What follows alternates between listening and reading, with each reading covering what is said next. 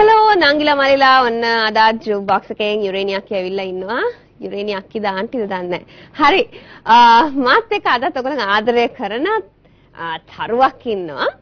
ඉතින් අද බලමු කවුද මේ තරුව කියලා. නටන්නත් පුළුවන්, සින්දු කියන්නත් පුළුවන්. ඔක්කොම මේ মালටි ටැලන්ටඩ්. කවුද මේ තරුව අද ජූක් බොක්ස් එකට පායලා තියෙන? කුෂානි සඳරේඛා. කුෂානි ඔයාට වෙල්කම් කියලා ජෙක් ජූක් බොක්ස් එකට ආවට බොහොම ස්තුතියි. ඉතින් කියන්න මොනවද මේ දවස්වල කරන්නේ? ටිකක් කාලයක් නිහඬව හිටියා, පේන්න හිටියේ නෑ. දැන් ඔන්න මම හිතන්නේ අලුත් මියුසික් වීඩියෝ එකක් මේ දවස්වල කරා. අලුත් මේකක්. ඉතින් කියන්නකෝ අලුත් තොරතුරු අපි හැමෝම දැනගන්න කැමතියි. ඔයගේ රසික රසිකාවියන් දැනගන්න කැමතියි. ඔව් මේ දවස්වල කියන්නේ ගිය අවුරුද්දේ අන්තිම හරිය මටම මම සෝං එකකට විෂුවල් එකක් කරා. මගේ රේක ඇල්බම් එකේ ලාස්ට් සෝං එක තියෙන. ඉතින් හොඳ ප්‍රතිචාරයකට තියෙනවා. ඊට පස්සේ මේ ඊයේ පෙරේද කියන්නේ 2 months වගේ විතර වෙනවා මම මගේ මවගේ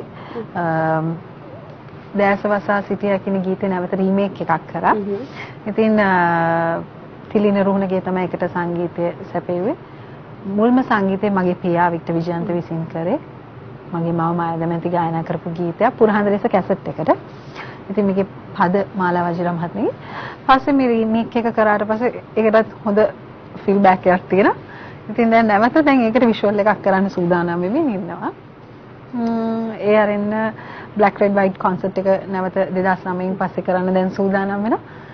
ඩිසෙම්බර් තමයි කරන්න හිතන් හිටියේ. නමුත් ඒකට සහභාගී වෙන කීප දෙනෙක්ටම පොඩි පොඩි ගැටලු ටිකක් ඒ කාලේ ලංකාවෙන් එළියට යනවා. හැම තියෙන නිසා ඉතින් දැන් මාර්ච් වල කරන්න කියලා තමයි හිතන් ඉන්නේ. දෙනවා. ඉතින් ප්‍රාර්ථනා කරනවා වගේ ෂෝ එක අනිවාර්යයෙන්ම මාර්ච් වල තියලා එකම සාර්ථක ෂෝ එකක් වෙන්න කියලා. ඔව් කුෂානි අද ඔයාට අපේ ලස්සන සංගීතය සපයන්නේ කවුද? බ්ලේඩ් සංගීත කණ්ඩායම. ඔක්කොම හායි කියන්නකෝ. හායි කියන්නකෝ බ්ලේඩ්. අර බ්ලේඩ් එකක් වගේ මැද එක්කලා ඉන්නා නිකන් බ්ලේඩ් එකක් වගේ ඔළුවේ කොණ්ඩේ වැදුනොත් කැපෙනවා නේද? රයිට් ඕකේ. සෝ මම කියන්න කලින් ඉන්ට්‍රොඩියුස් කරන්න. සඳුන් සුරංග අම්මිල. රයිට්. සඳුන් සුරංග අම්මිල තමයි අද අපිට වාදනය සපයන්නේ, මියුසික් සපයන්නේ. වැඩි බර සිංහල ඕනේ නැහැනේ. මියුසික් සපයන්නේ. හරි. I wish I had a voice like yours.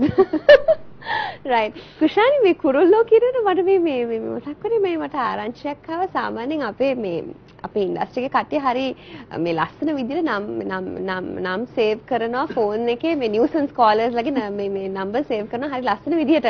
ඉතින් මේ මට ආරංචියක් ආවා මේ කුෂානිගේ ෆෝන් එකේ කුරුල්ලා 1 කුරුල්ලා 2 කුරුල්ලා 3 මොකක්ද කුෂානි පොඩ්ඩක් කියන්නකෝ. ඇයි ඒ කුරුල්ලා කියලා දාලා තියෙන්නේ? නෑ මෙහෙමයි. කුරුල්ලෝ විතර කිරිල් නෑ කුරුල්ලෝ විතරයි.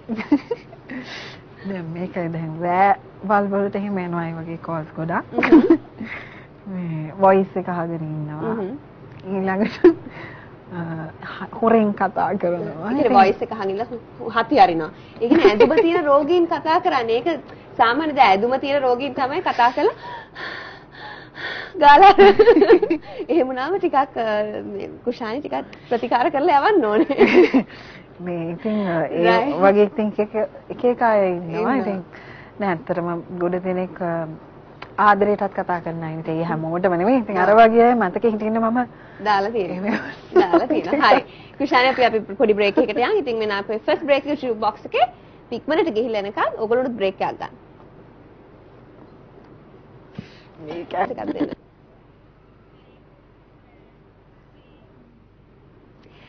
ඔව් ඉතින් කුෂානි කියන්න දැන් අපේ ලංකාවේ මියුසික් ඉන්ඩස්ට්‍රි එක සෑහෙන බූම් වෙලා කියන්නේ ආපු මම හිතන්නේ සෑහෙන දැන් හුඟක් කට්ටිය ඇවිල්ලා තියෙනවා හුඟක් ප්‍රොඩක්ෂන්ස් හවුසස් ඇවිල්ලා තියෙනවා අලුත් සිංගර්ස් ලයින් අවුට් වෙනවා. ඉතින් මොකද්ද හිතන්නේ අපේ මියුසික් ඉන්ඩස්ට්‍රි එකේ මේ වර්ධනය ගැන ඔය අලුත් සිංගර්ස් ලයින් එක ගැන මේ අපේ ස්ටෑන්ඩඩ්ස් ගැන කොහොමද තියෙන්නේ මියුසික් ඉන්ඩස්ට්‍රි එකේ කියන්නේ අපි අවුරුදු 10ක් පස්සට සහ දැන් බලනකොට ඔයාලට මොනවද හිතෙන්නේ මියුසික් ඉන්ඩස්ට්‍රි එක සම්බන්ධයෙන්? ඔව් ඉන්ඩස්ට්‍රි එක සම්බන්ධයෙන් නම් මෙහෙමයි ගොඩක් අය නැඹුරු වෙලා තියෙනවා මියුසික් ඇන්ඩ් ඩාන්සින් කියන දෙයට ගොඩක් අය කරන්න මේ විෂය. හැබැයි මෙහෙමයි අර ක්වොලිටි එකක් කියන දේ සම්බන්ධව නම් අපේ දෙමව්පියන්ගේ කාලේ වගේම හොඳ ප්‍රමිතියක් නැති එකෙන් ගොඩාක් හොඳ දේවල් වලට වඩා ගොඩාක් දකින්නට තියෙන්නේ නරක දේවල් තමයි. ඒ කියන්නේ ගුණාත්මක භාවයෙන් අඩු ඒවා. ඉතින් ඒ වගේ පොඩි දෙයක් තියෙන හැබැයි හොඳයි අලුත් පරපුරක් ගොඩක් ඉන්නවා මේකට වැඩ කරන. හැබැයි පොඩි දුකකුත් තියෙනවා ගොඩක් දක්ෂයෝ ඉන්නවා හැබැයි ඒගොල්ලන්ට අවස්ථාව දෙනවා අඩුයි. ඔය දැන් මම වගේ දක්ෂෙක් දැන් බැලුවොත් දැන් මටත් සින්දු කියන්න පුළුවන් වගේනේ. මේ දැන් හැකියා අත දෙන්න තමයි කවුරුත් නැති සෑහෙන සින්දු කියන්න අපිට දක්ෂතාවයක් තියෙනවා. ඒ කියන්නේ අත දෙන්න තමයි කවුරුත් නැත්තේ. ඒකයි. ඉතින් මේ එහෙම එකක් තියෙනවා ඉරේනි. ඇත්තටම කිව්වොත් මේ ඒ ගොඩක් මම හිතන්නේ අපි මේකට ආදරේ නම් මේ ෆීල්ඩ් එකට ආදරේ නම් අපි කරන්න ඕන තරාතිරම් බලන්න නැතුව නෑකම් මේවා බලන්න නැතුව හැබැයි දක්ෂයාට හැබැයි අවස්ථාව බලලා ඒ අවස්ථාවන් උදා කර දීමයි. එතකොට මට හිතෙනවා හොඳ ලස්සන නිර්මාණ සහ හොඳ වැඩ ටිකක් ආයි පාරක් සිද්ධ වේවි කියලා. නැත්තම් අර අපි ඒ අඩුව පුරවන්නනේ තාමත් අපි පරණායක ගීතම කියන්න පෙළඹෙන්නේ අලුත් නිර්මාණ කරන්න නැතුව ඒවම රීමේක් කරන්න හරි අපි තාමත් ඒවා අපේ ඔළුවල තියෙන්නේ ඒවා එච්චරට සාර්ථක නිසා. ඉතින් පොඩි එහෙම දෙයක් තියෙනවා. දක්ෂයෝ ඉන්නවා තරුණ අය අතර. මාර දක්ෂයෝ ඉන්නවා. හැබැයි අවස්ථාවන් හරි අඩුවෙන් දෙන නිසා වුන් බොහෝ වෙලාවට අපිට ගිලිහී යනවා. ඒක වෙන්න එපා පුළුවන් කමක් තියන අය අත දෙන්න පුළුවන් නෑ. මගේ නෑයගේ දුව හෝ මගේ නෑයගේ පුතා හෝ එක්ක මේ මං දන්නේ කෙනෙක් කියලා එහෙම දෙන්න එපා. දෙන්න නැතුව බලන්න අරගලොන්ට ඔයලා බලලා අවස්ථාවන් දෙන්න කියන එක මං පොඩි ඉල්ලීමක් මේත දෙන්න. දැන් කුෂානි සාමාන්‍යයෙන් දැන් ඔය කෝලර්ස් දෙනවා කියන්නේ කුරුල්ලා 1 කුරුල්ලා 2 කුරුල්ලා 3 දැන් ඔය සාමාන්‍යයෙන් ඒක දැන් අපි කිමු ඒගොල්ලෝ නෙමෙයි දැන් අපි නෝමල් කෝලර්ස්ලා එනකොට කෝල් කරලා අහනවා මම මෙහෙම සින්දුවක් ලියලා තියෙනවා මට chance එකක් දෙන්න පුළුවන්. ඒ වගේ කට්ටිය කුෂානි ඒ වගේ අයට අර වගේ නම් දාලා නෑ. ඒ වගේ මොන වගේ නෑ ඇත්ත ඉවරයි. ගොඩක් ගීත මට මේ දවස් ටිකේ ලැබෙනවා. හැබැයි මම තවත් ආසාවෙන් ඒව අතර හොඳ ඒවා තියෙනවා නම් මම තෝරගන්න මම අලුත් නිර්මාණ කරන්න දැන් කරමින් යනවා. ගීත කීපයක් කරලා තියෙනවා. මගේ ගීත 3ක් විතර රිලීස් වෙන්නත් තියෙනවා. ඒ අතර මම ලියපු ගීතෙකුත් තියෙනවා. නාලකංජන මියුසික් කරපු පරණ කසුන් කල්හාර මියුසික් කරපු ගීතකුත් තියෙනවා. ඒක ෆුල් ඩාන්සින්ග්ම හිතාගෙන රූප රචනය කරන්න ඉන්න වෙනම වේග රිද්මේ ගීතයක්. ගොඩක් කල් ඉඳන් ඒක ප්ලෑන් කර ඉන්න මික්ස් කරනවා. ආයෙ හරියන්නේ ආයෙ මේව කරා. ඊට පස්සේ නවත්තලා තිබ්බා. දැන් ආයෙ ඒකට රූප රචනය කරන්න හිතනවා. ඉතින් ඒ වගේ තව ගීතයක් තියෙනවා වෙන කෙනෙක්ගේ ප්‍රොඩක්ෂන් එකක් මාත් එක්ක එකතු වෙලා කරපු. තව පිටින් ගොඩක් ඒවා කරා. ටෙලිග්‍රාමස් වල තින් කරා. chance එකක් දෙනවාද එහෙම කවුරු රික්වෙස්ට් කරොත්? ඔව් හොඳ වැඩ නම් සම්බන්ධ වෙනවා බලලා ඉවරලා. ඉතින් ටෙලි නාට්‍ය සහ චිත්‍රපටි වලටත් දායක වුණා. ඉතින් ඕවා තමයි මම ඉතින් දැන් රික්වෙස්ට් දැන් ඔය එන ඒවා මම ආදරෙන් බාර ගන්නවා එවන්න. ඔන්න රස්කියන්ට ඔන්න chance එකක් කුෂානිගේ රස්කියන්ට සින්දු ලියනවා නම් කුෂානි අක්කිට අනිවාර්යයෙන්ම මොන හරි Facebook account එකක් තියෙනවද කුෂානි email address එකක් mayadamanthi hotmail mayadamanthi@yahoo.com කියන එකේ mayadamanthi@yahoo.com ඔයගොල්ලන්ගේ lyrics තියෙනවා නම් කීපයක් තියෙනවා මට ඒ කීප පටලවගෙන වෙන ඒ අරකට එවන්න අනිවාර්යයෙන්ම මම කුෂානික කන්සිඩර් කරයි එයාගේ ඊළඟ track එකට හරි කුෂානි දැන් අද පොඩි ජූක් බොක්ස් එකේ සර්ප්‍රයිස් එකක් දෙන්න යනවා මොකද්ද සර්ප්‍රයිස් එක දැන් අපි ඩුවට් එකක් කරන්න යනවා මායි කුෂානි මොකද කියන්නේ කැමතිද කට්ටිය නිකන් මම සාමාන්‍ය දැන් මේකයි දැන් මම සාමාන්‍යයෙන් අර කුෂානිව සාමාන්‍ය දැන් මම ඇත්තටම මම සින්දු කිව්වොත් කුෂානිට chance එකක් නැහැ. ඉතින් ඒක නිසා මම හිතුවා මම කුෂාන්ට කිව්වා මට තැන නැති කරන්න හොඳ නැහැ. ඉතින් ඒක නිසා මම ඩුවට් එක බාර දෙනවා අපේ සඳුන් මල්ලිටයි කුෂානිටයි. කුෂානිගේ ලස්සන සින්දුව මේ නැත්තම් මම ඒක කවියක් බවට පත් කරොත් හරි. එහෙනම් අපි ඩුවට් එක ලැස්තිද? ඔව්. මම කලින් කියපු ගීතය කුරුළුණු බෙතාලේ පද රචනය ආචාර්ය ජන්තරන් සිංහ මහත්මයාගේ සංගීතය නසුයිස මහත්මයාගේ. right හරි. එහෙනම් දැන් ලැස්තිද සඳුන්? සඳුන්ට chance එකද? right. හරුවක් සමග ගායනා කිරීමට. මේ ගීත ගැනත් කියන්න ඕනේ. මේක අනුත්තරා ගුවන් විදුලි නාට්‍යයට කරපු ගීතයක්. අනුත්තරා. එතකොට මේකේ තිලින රුහුණගේ තමයි සංගීතය.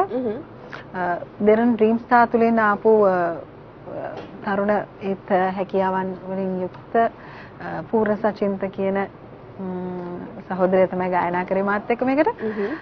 එතකොට තිලින රුහුණගේගේ වයිෆ් තමයි මේකේ පද රචනය කරන්නේ. හරි. පරම්පරාවක් පද රචනයෙන් ගාය මොනවාද ඔක්කොගෙම අද සඳුන් මාත් එක්ක ගායනා කරන හදිස්සියේ. හරි. දැන් අපි ඇවිල්ලා ඉන්නේ බ්‍රේකින් පස්සේ ඉන්ට්‍රෙස්ටිං සෙග්මන්ට් එකට දෙරණ. මොකක්ද දානද කුෂානි? කුෂානි දැන් අපි මේ අලුතෙන්ම දෙරණට අලුත් සෙග්මන්ට් එකක් දුන්නා.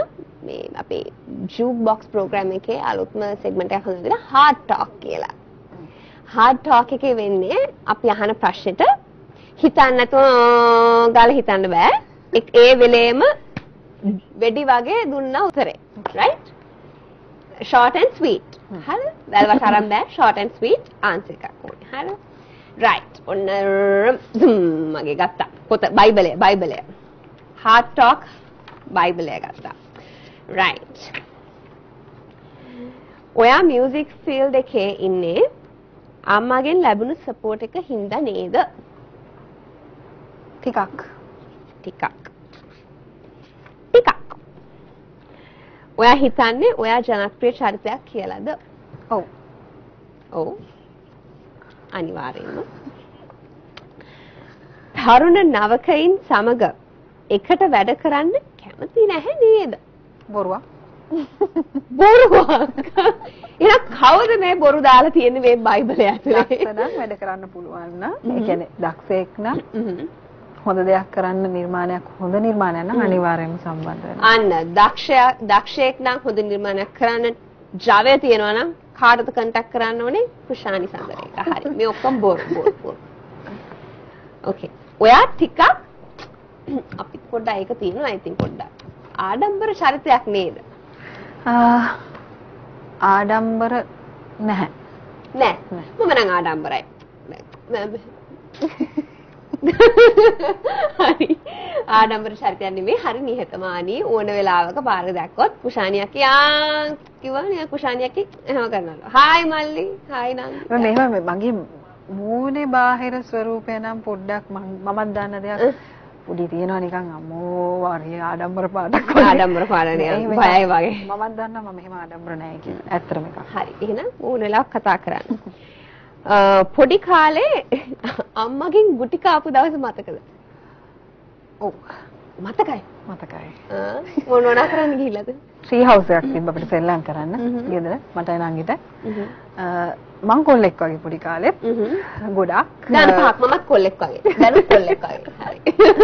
ඉතින් මගේ වැඩේ කොයිලායේ ගහ උඩම තමයි ගියක් හදලා තිබ්බා සෙල්ලම් කරනවා. ඒක දොඹ ගහක්. අතු හරි හයියයි. හැබැයි මං ඒක උඩ දුවනවා. ඒක දැකලා නම් බැස්ස ගමන් දුන්නා මම පාරක්. හරි. තාමත් දුවනද ඔය වගේ ගස් තියෙනකොට උඩ දුවනද? රයිට් නෑ. හරි. දැන් මේ මගේ ප්‍රශ්නයක් කුෂානි. හරි. මට සාමාන්‍යයෙන් ඉතින් ආස නෑ ඉතින් ඒ ගැන කතා කරන්න. මොකද මට නම් තියෙන අත්දැකීම් හරි කටුකයි. නමුත් කුෂානිගෙන් ඇහුවොත් මොනවද ආදරය ගැන හිතන්නේ? ආදරේ හරිම කටුක පැත්තකුත් තියෙනවා. ඒ කියන්නේ කටු වෙනනවනේ. හරියට කටු වෙන සමහර පැත්තකුත් තියෙනවා. මට ওই දෙකම තියෙනවා ලැබිලා තියෙනවා.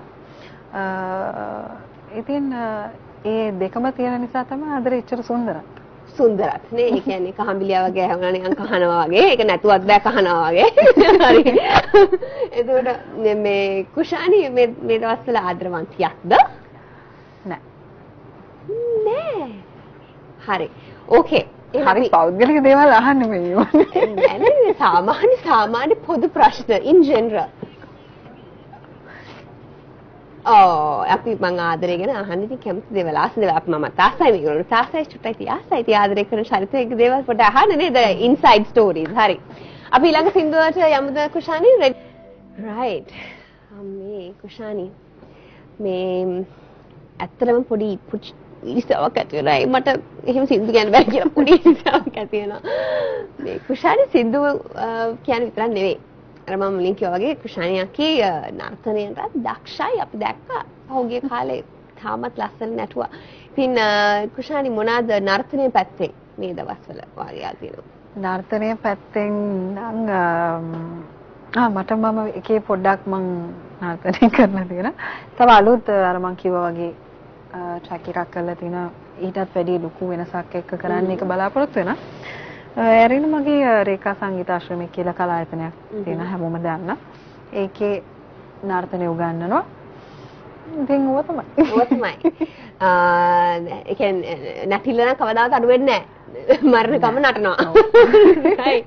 කුෂානි දන්නවද මේ මම මේ ළඟදී දවසක මේ ගියා මේ කෝවිලක් පැත්තේ. ඒක ඇත්තටම මේ කුෂානි මම මේ මට මේ දැක්ක දෙයක් තමයි දැන් අපි හුඟක් තියෙනනේ ඔය අපි සුදු වෙන්න අපි සෑහෙන ලස්සන වෙන්න එක එක දේවල් කරනවානේ. ඇත්තටම හරකගෙන් මම මේ ඉගෙන ගත්ත ආදර්ශයක් කියන්නේ හරකු දෙන්නෙක් හිටියා දෙපැත්තේ. හරිද? එක හරකෙක් මේ කෝවිලේ මේ අර අපි දෙන්නේ පූජා කරන්නේ ඒවා ඉතුරු වෙන ඒවා මේ දානවනේ මේකට ඩස්බින් එකට ඒක කන හරකාව මම හොඳට හැම නිරීක්ෂණය කරා ඒ හරකගේ. පැහැපත්. සුදුයි හරකා සුදුයි. විශ්වාස කරන්න පුළුවන්ද? ඒ අනි හරකා ඈතින් හිටිය ඒ හරකා මැස්ස ගොඩක් අස්සේ නිකන් අවුව හරියටම අවුව යට හිරු කිරණ යට හිටිය කළුයි හරකා.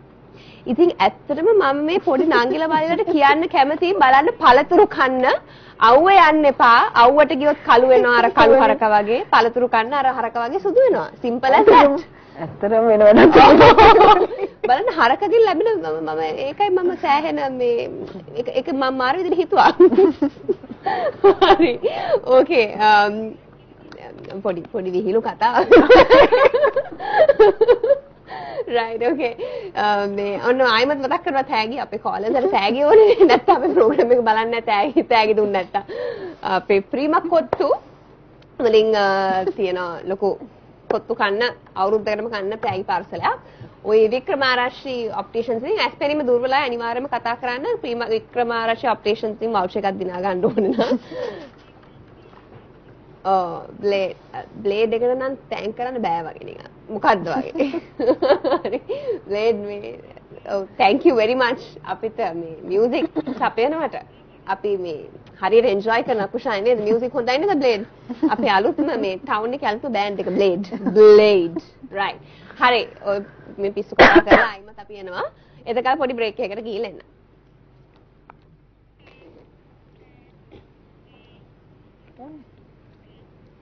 හරි පොඩ්ඩක් උගුරේ සෙම බැඳීමක් ඇති වෙලා තියෙනවා හරි කුෂානි දැන් මම මෙච්චර විහිළු කරන්නේ ගණන් ගන්න එපා right දැන් මේ කුෂානි පොඩ්ඩක් අපි නිකන් සීරියස් ප්‍රශ්නයක් අහුවොත් හුඟක් මේ පොඩ්ඩයි දැන් මේ සීරියස් මම hina වෙන්න කුෂානි ඔබ මේ ඔබ සාමාන්‍යයෙන් හරි නෑ hina වෙන්න දැන් කුෂානි මේ හුඟක් නවක වෙනවා ඉන්ඩස්ට්‍රි එකට. ඇවිල්ලා එක සින්දුවක් කියලා නැති වෙලා යනවා. කුෂාන්ට මේ ගැන මොකද හිතෙන්නේ? ඒ වගේම දැන් කුෂානි ටික කාලයක් නැති වෙලා හිටියා. ඒතර කුෂාන්ට ඒ චෝදනාව එල්ල කරොත් කුෂානි මොන විදිහටද ඒක බාරගන්නේ? උයි මොනවද හිතෙන්නේ? මෙහෙම රැල්ලට ඇවිල්ලා යන්නේ වගේ අය ගැන. පොඩි මෙහෙම දෙයක් තියෙනවා ඉවෙනි. කාරණා මේකද මං ගැන මං මුලින්ම කතා කරොත් මම එක කාලයක ගොඩක් මගේ ජීවිතේ ගොඩක් ප්‍රශ්න වල හැලහැප්පීම් සමග ඒකත් එක්ක මගේ ෆීල්ඩ් එකේ වැඩ කරන අතපසුවීමක් වුණා. ඊළඟට ඊට කලින් මං අධ්‍යාපන කටයුතු නිසා මගේ හැරුණ එක පාරක්. ඊට පස්සේ හිතනකොට සල්ලි නැති වුණා. ඉතින් එහෙම එක එක ඒවා ජීවිතේ එන ප්‍රශ්න. ඊට පස්සේ ආයි ඕකේ වෙනකොට ආයි මං හැමදේම ස්ටෙඩි තැනකට එනකොට මම හිතා හරි ඕකේ දැන් මට ඔළුව ඕකේ දැන් මගේ වැඩ ටික මට කරගන්න පුළුවන් කියලා ඒ මම ඒ වැඩ කටයුතු කරන්න සූදානම් වෙලා අනිත් එක මම කාලාන්තරයක් තිස්සේ ගොඩක් නිර්මාණ කරන්න මහන්සි වුණා මට හරියන නිර්මාණ ලැබුණ නැහැ. ඉතින් එහෙම වුණාම මම තෘප්තිමත් නැත්තම් මම කරන්නේ නැහැ. මොකද මම නොදැනුවත් කාලේ කරපු අපි හැමෝගෙම තියෙනවානේ වැරදිච්ච තැන් ඒ වගේ නොදැනුවත් කාලේ කරපු ගීත තියෙනවා. ඉතින් පස්සේ දැනුවත් කාලයක් යනකොට අපි ඒවා කරන්න පෙළඹෙන්නේ නැහැ. ඉතින් ඒ වගේ ඒකත් එක්කම කාලාන්තරයක් තිස්සේ හොයන්න ගියාම හොඳ ගීත කරන්න මහන්සි වෙන්න ගියාම ඒකත් එක්කත් කාලේ ගියා. ඉතින් ඕක තමයි මට වෙච්ච හානිය. නමුත් කරපු දේවල් මගේ රසික රසිකාවියන් මම රූප රචනා වලින් තොරවත් බාර අරගෙන මම ජීවත් වුණා ඒගොල්ලෝ අතර. ඉතින් ඒක මම ගොඩාක් ලොකු සතුටක් ලබන දෙයක්.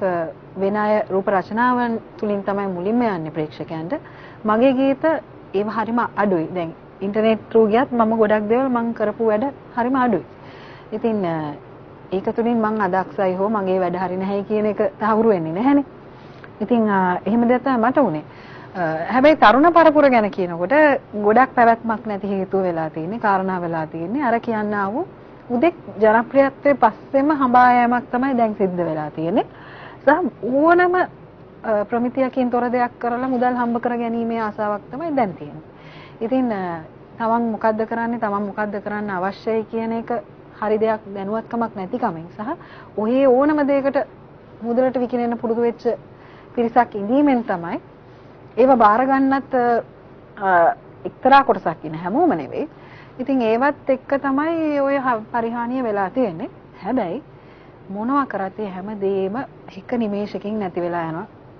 හරියට කරන්නේ කවදත් පවතිනවම තමයි. අර ඒක තමයි ඒක රූපරාමකින් නෙමෙයි අපි හිමින් slow and steady කියන්නේ ඒක අපි තුල තියෙනවා.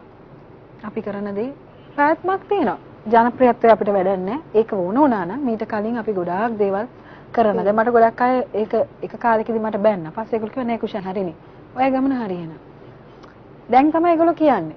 හැබැයි මාර කට්ටක් මං කාපු ආටිස්ට් කෙනෙක්. ඕකේ. රයිට් කුෂානි ඔව් අපි කුෂාන්ට සුප්පා කරනවා. ඒ ස්ථාවර ගමන යන්න කියලා හෙමින් අනිවාර්යයෙන්ම හරි. අපි තව සින්දුවකට යනවා. කුෂානි ඉන්නගේ කුෂානිගේ උපරිම ප්‍රයෝජනය ගන්නවාද? මොකද කුෂානි අය කරන්නේ නැහැ නේ සින්දු කියන්නේ. ඒක නිසා උපරිම ගන්නවා කුෂානිගේ ලස්සන සින්දු අහන්න පුළුවන් අවස්ථාව. ඉතින් උපරිම ප්‍රයෝජනය ගන්නවා.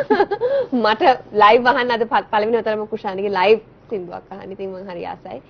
ඒක නිසා තව කාලය මිඩංගු කරන්නත් වචන හොඳයි නේ. මේ ගීතය විශේෂයෙන් මම ආදරය කරන නාගි කෙනෙක්ට මේ ආයතනයේ වැඩ කරනවා දෙරනේ. ඉතින් මම ආපු ගමන්ම ඇයි කිව්වා අනේ අක්කි මං අද උදේත් මේ ගීත දෙකම අහුවයි කියලා. මට දාලත් පෙන්න එක ගීතයක් එයාගේ ෆෝන් එකේ තියෙන. මට හරි සන්තෝෂයි. ඕක තමයි අපි ලබන එකම සතුට. සතුට අනිවාර්යයෙන්ම. මම මේකප් කරපු එකේ හිටපු මේ නාගි කෙනෙක් මට නම නම් අහගන්න අමතක වුණා. මට සමා වෙන්න.